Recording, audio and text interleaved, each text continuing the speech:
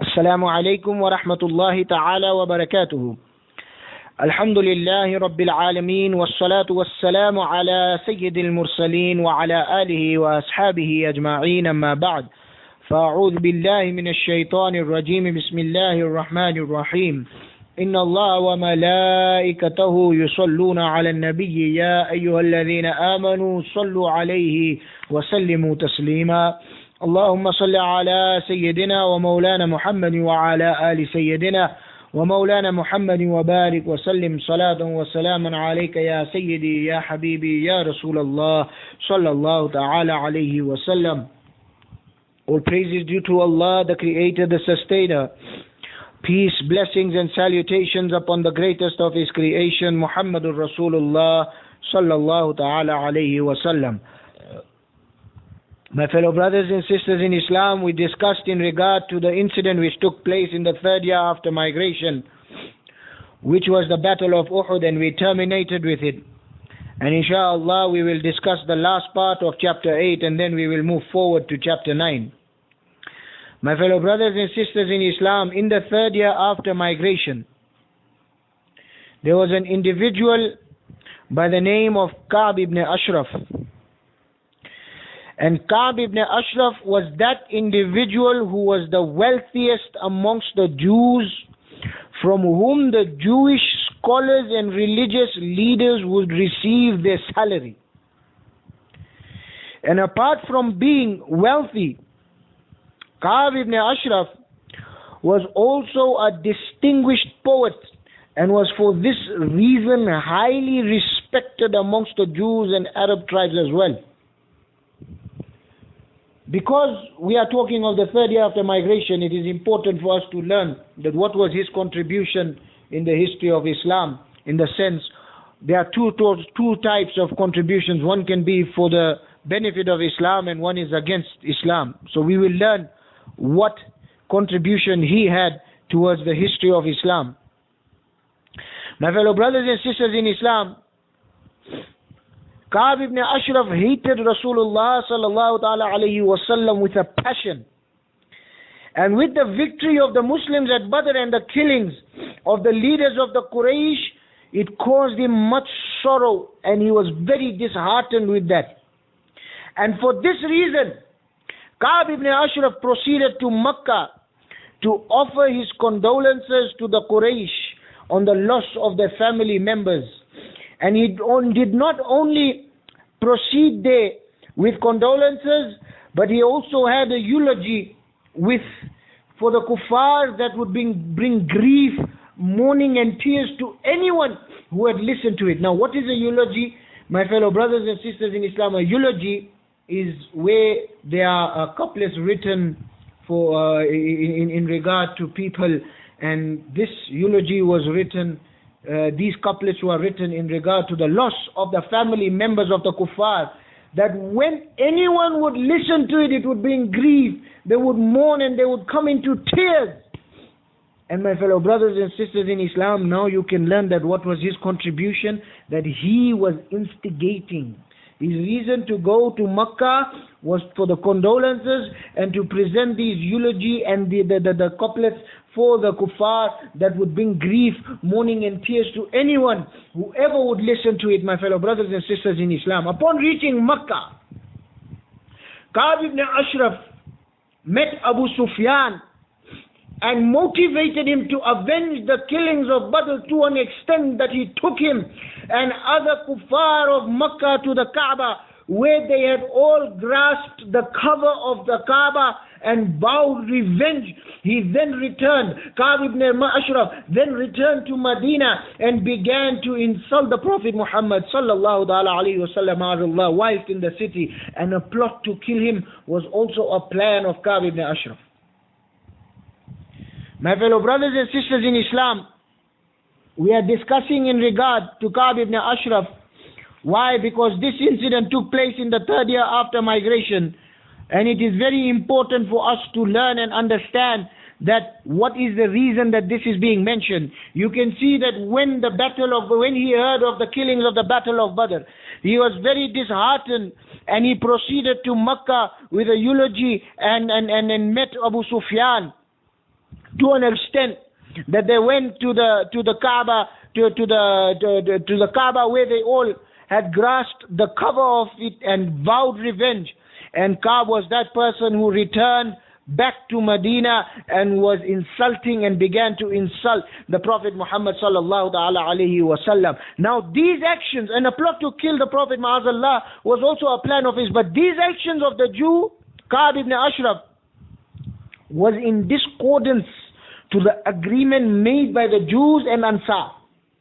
If you remember, we went through that agreement, and in that agreement there was one clause which said that in the event of a war between the Muslims and the Quraysh, the Jews shall remain neutral. My fellow brothers and sisters in Islam, understand that now Ka'b ibn Ashraf was going against, and this was in discordance to the agreement that the Jews will remain neutral when there is a war, in the event of the war between the Muslims and the Quraysh. But the believers endured Ka'b ibn Ashraf. They were trying to bear him as much as they could.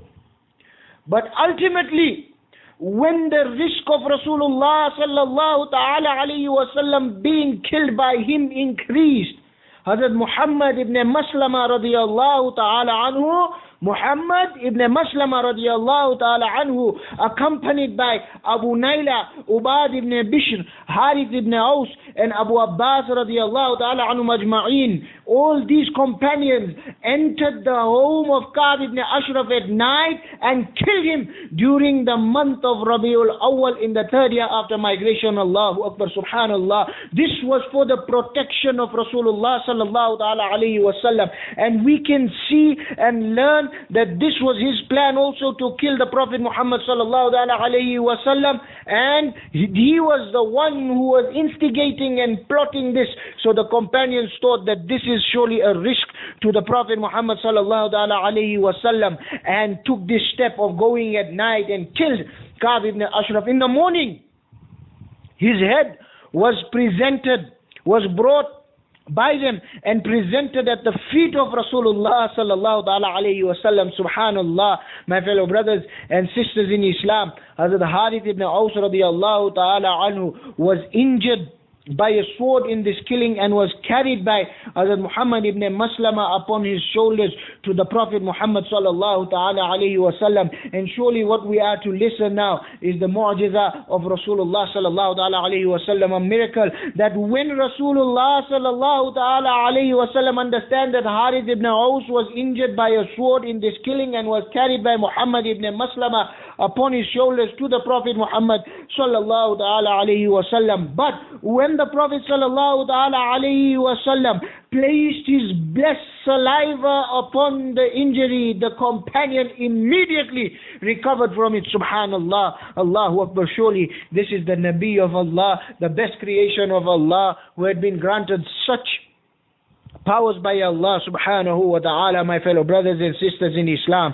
So whilst mentioning the third year after migration, it is important for us to learn that the Muslims had gone out of their way for the security of Rasulullah Sallallahu Alaihi Wasallam, that when they are seeing that the risk has increased, they are not willing to take a chance, because it was to do with Rasulullah Sallallahu Alaihi Wasallam.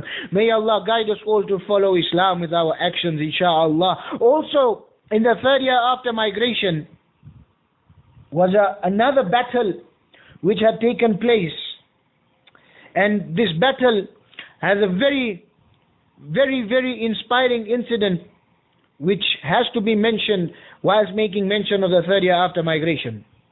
My fellow brothers and sisters in Islam, in Rabiul Awwal, in the third year after migration, Rasulullah Sallallahu Alaihi Wasallam was informed that a famous warrior of Najd, whose name is Wa'thur ibn Harith, had prepared an army to attack Medina.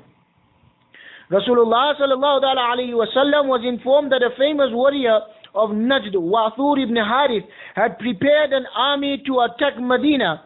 Knowing this, the Prophet Muhammad Sallallahu Alaihi Wasallam prepared 400. The Prophet Sallallahu Alaihi Wasallam, knowing this, along with 400 companions, traveled out to interrupt this challenge.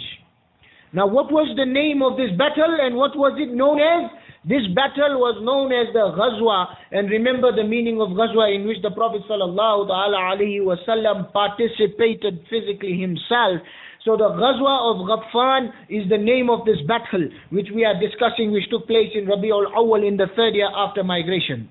As mentioned, Wa'athur ibn Harith, the Prophet Sallallahu Alaihi Wasallam was informed that he had prepared an army to attack Medina.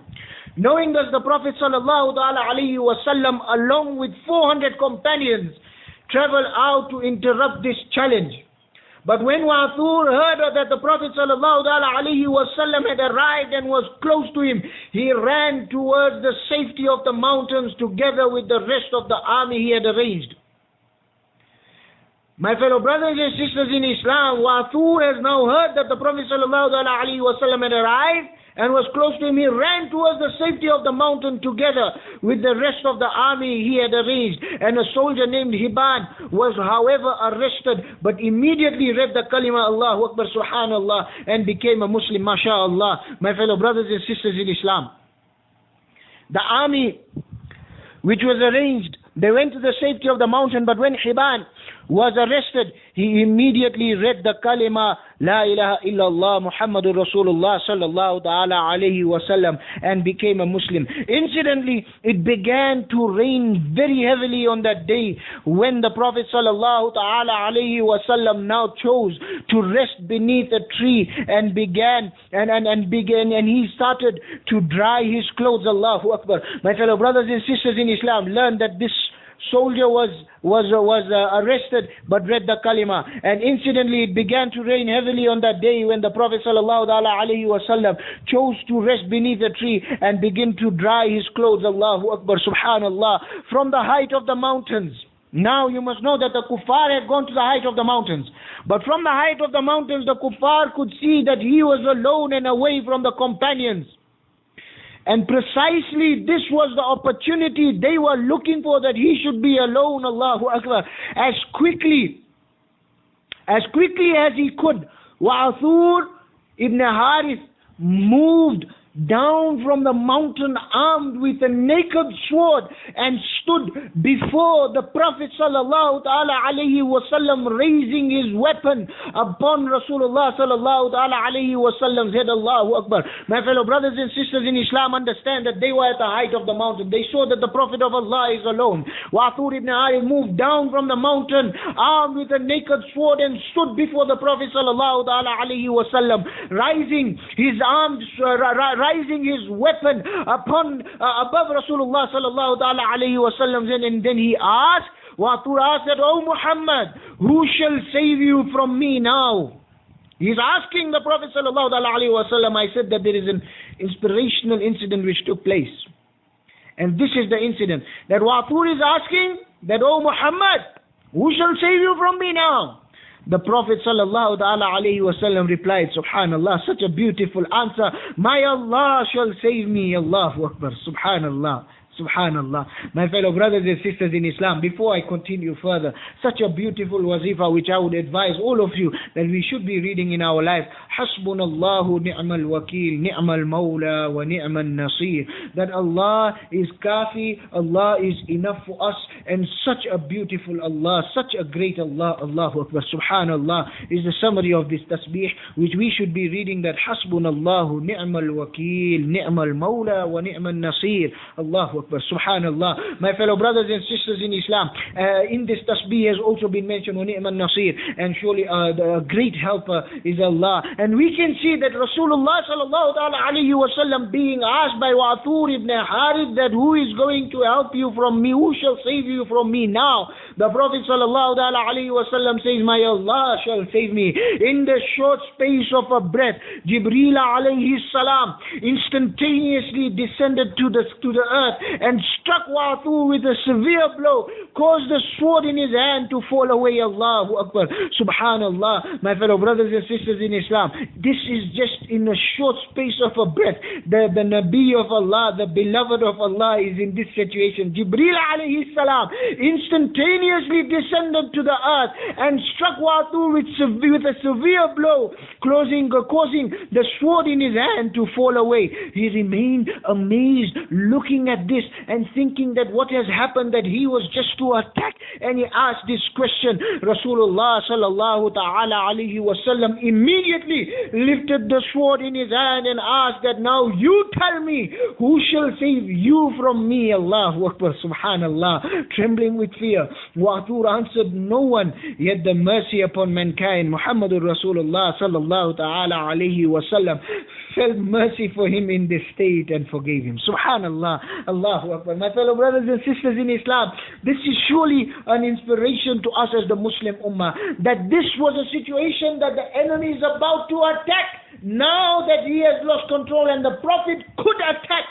the Prophet Sallallahu Ta'ala Alaihi Wasallam feels pity on him and felt compassion for him in this state and forgave him. Allahu Akbar. Wathur was astonished at the character which the Prophet Sallallahu Ta'ala Alaihi Wasallam displayed, and so impressed was he that he read the kalima and became a Muslim, later returning to his people and propagating Islam within them. Allahu Akbar. Subhanallah. My fellow brothers and sisters in Islam, mere Nabi ka dil, Allahu Akbar, Allahu Akbar. Subhanallah. He had a heart that, Allahu Akbar, he could forgive the people. May Allah guide us all to practice the conduct of Rasulullah Sallallahu Ta'ala Alaihi Wasallam. And you must know that Wathur was astonished with the character which the Prophet Sallallahu Ta'ala Alaihi Wasallam displayed. Nevertheless, there was no fighting that had taken place in this ghazwa, in this war. And the Prophet Sallallahu Ta'ala Alaihi Wasallam later returned to Medina after spending a period of either 11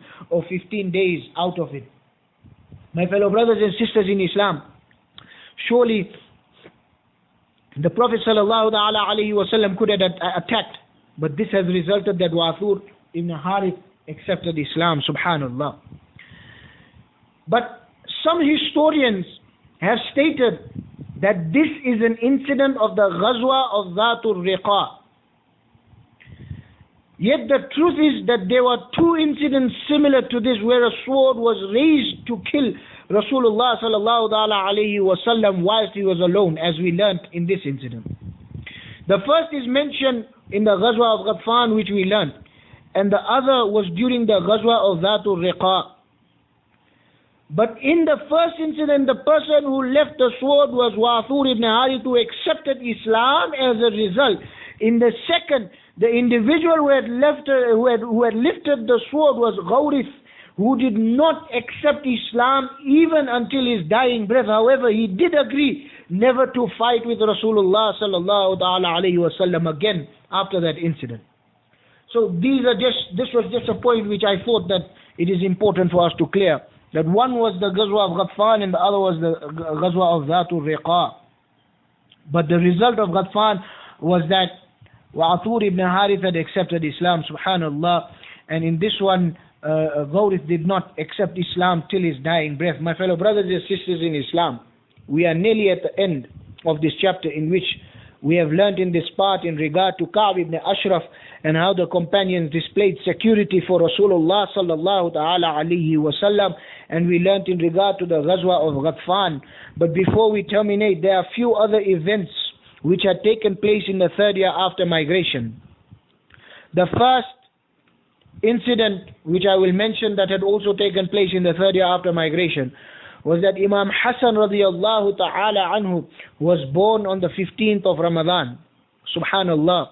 And we know the hadith of Rasulullah sallallahu ta'ala alayhi wa sallam, Al-Hasan wal-Husayn Sayyida Shabab Ahli al-Jannah, أو كما قال عليه الصلاة والسلام, that Hassan and Hussein are the leaders of the youth of paradise. Subhanallah. This is the hadith in regard to the excellence of Hasnain Karimain, Imam Hassan and Imam Hussein radiyallahu ta'ala anhuma. But this also took place in the third year after migration, and Imam Hassan radiyallahu ta'ala anhu was born on the 15th of Ramadan in the third year after migration. The other incident, the second incident which I am to mention, which also took place in the third year after migration, was that the Prophet Muhammad Sallallahu ta'ala Alaihi Wasallam married Sayyidah Hafsa radiallahu ta'ala anha, who was the daughter of Hazrat Umar ibn Khattab radiallahu ta'ala anhu, and she was a widow at the time of the Battle of Badr. We will learn in regard to the Azwaj Mutahharat, the pious, the clean wives of the Prophet Muhammad Sallallahu ta'ala Alaihi Wasallam, the pure wives of the Prophet Muhammad Sallallahu ta'ala Alaihi Wasallam. But inshallah we will learn it in another chapter. But in this chapter, why I mention it, because this took place in the third year after migration, that the Prophet Sallallahu ta'ala Alaihi Wasallam married the daughter of Hazrat Umar ibn Khattab, whose name was Sayyidah Hafsa radiyallahu ta'ala anha. And that is the reason why I mention it, because it took place in the third year after migration. Another incident, three more before I terminate. Hazrat Uthman ibn Affan radiyallahu ta'ala anhu married Hazrat Kulthum radiyallahu ta'ala anha, who was the daughter of the Prophet Muhammad Sallallahu ta'ala Alaihi Wasallam. My fellow brothers and sisters in Islam, we know that Hazrat Uthman Ghani radiyallahu ta'ala anhu was the third Khalifa and successor of Islam, and he married the daughter of Hazrat Kulthum, the daughter of the Prophet Muhammad Sallallahu ta'ala Alaihi Wasallam, who was Kulthum radiyallahu ta'ala anha, which we will learn inshaAllah in regard to her when we come to the children of Rasulullah Sallallahu ta'ala Alaihi Wasallam. Another incident which took place in the third year after migration was that the laws regarding inheritance were revealed. And in today's time, inheritance is surely a major issue amongst the Muslim Ummah, that there are brothers and families who are engrossed in fighting due to the laws of due to the inheritance. But remember that the Quran has prescribed laws in regard to the laws regarding inheritance, and there was no provision was made in the third year after, to this stage, was made for the Dhawil Arham, which we will discuss if we have an opportunity in regard to. But their share of inheritance was now clearly explained. So as I mentioned, that we find this problem today, but in the third year after migration, the laws regarding inheritance were revealed, and there was no provision which was made for the Dhawil Arham so far, and now the revelation had come regarding their share, regarding the Dhawil Arham, regarding how inheritance will be, how the inheritance shall be done and carried out. And this was now clearly explained and revealed in the third year after migration. My fellow brothers and sisters in Islam, the last point which also took place, and the last incident which took place, was that until now, the marriage between Muslims and mushriks, those who associate partners with Allah, they were allowed to get married, meaning Muslims and mushriks, marriage was permissible between Muslims and mushriks. But during the third year after migration, it became haram forever, and today we cannot get married to a non-Muslim to say that, oh, Christians, Hazrat Isa alayhi, they follow Hazrat Isa alayhi salam, and we can get married to them. We learn from this that during the third year after migration, it became haram forever, that marriage between Muslims and mushriks is no more permitted and allowed in Islam. So my fellow brothers and sisters in Islam, we learned many things in chapter 8. We started with the battle of Uhud. Thereafter we learned in regard to Ka'b ibn Ashraf. We learned regarding the Ghazwa of Gatfaan, and thereafter what happened with what else happened in the third year after migration. I ask Allah subhanahu wa ta'ala to accept whatever has been said. May Allah make it a means of guidance for all of us. May Allah forgive me if I've made a mistake during the recitation of the Quran, the translation of the Quran, the narration of the hadith, taking the names of the companions, or mentioning the seerah. If I made any mistake, I ask Allah to forgive me. I make tawbah and ask Allah to accept my tawbah. I ask Allah to guide us all to perform our 5 times salah with jama'at. May Allah guide us to follow the Quran and the Hadith of Rasulullah Sallallahu Alaihi Wasallam. May Allah make us all practicing Muslims. May Allah grant us the opportunity that when we leave from this world, we leave with the kalima La ilaha illallah Muhammadur Rasulullah Sallallahu Alaihi Wasallam. Inshallah, we will continue with chapter 9 in the Seerah of the Prophet Muhammad Sallallahu Alaihi Wasallam, and learn what happened in the 9th chapter, which will be the 4th year after migration. I ask Allah to accept it and make it a means of guidance for all of us, and may He forgive the mistakes. If there are any mistakes in mentioning in any chapter, in any part of the Seerah, may Allah forgive us all. Insha'Allah, wa ma tawfiqi illa billah, astaghfirullah, wa akhiru da'wana anil hamdulillahi rabbil alameen. Assalamu alaikum wa rahmatullahi ta'ala wa barakatuhu.